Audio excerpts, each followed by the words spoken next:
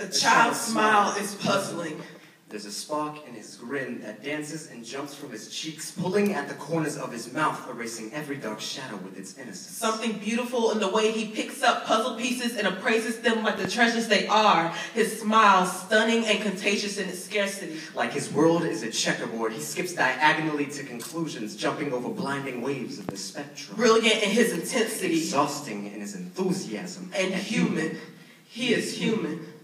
3 years ago, Glenn Freeney had the smile drawn from his body like a cartoon. He choked with her belt, cradling his weak neck. His mother watched him die at the age of 11 with love in the fingertips, but blood under her nails. The court ruled it merciful murder. Yvonne Freeney killed her autistic son and walked free the day after her trial. Like trial and error, she searched for the right time to end the tragedy she called his life, because this is not the child she pictured herself raising. The world we stitch together expects parents to construct the perfect family unit piece by piece, with family photos hanging picturesque jigsaw together over a staircase. But as if a dream was shattered, the midwife hands them the puzzle piece that will never fit. A mother's reality spread incomplete across the living room floor as she tries to decide which pieces of her dreams to cling to. The idea of report cards on fridges leave a hollow image of medical bills scattered across the kitchen counter. A Saturday soccer game replaced by early intervention. A parent's perfect expectations blown away into some unreachable corner, so in the most erratic of moments they fail to realize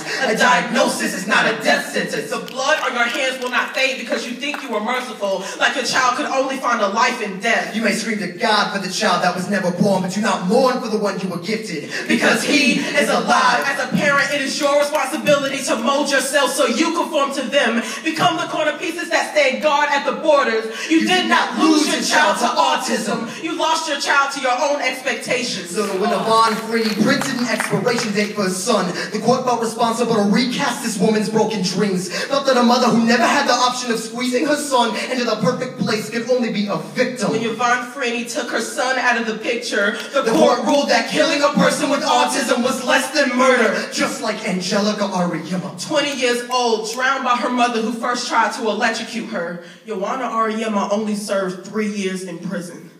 3 years. In my home state, that's the same sentence as animal abuse.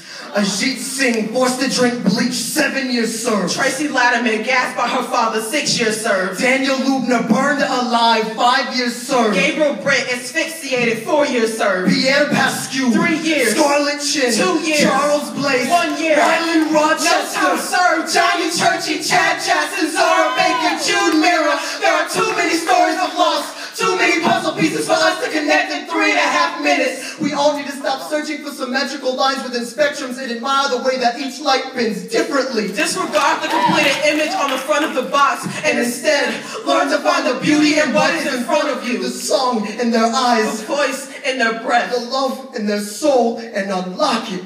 Like a puzzle piece that will never fit, but has always been complete on its own.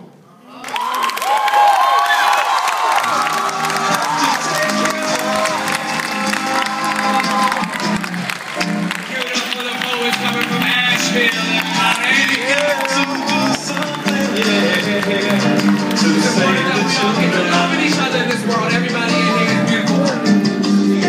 So now we gotta change out the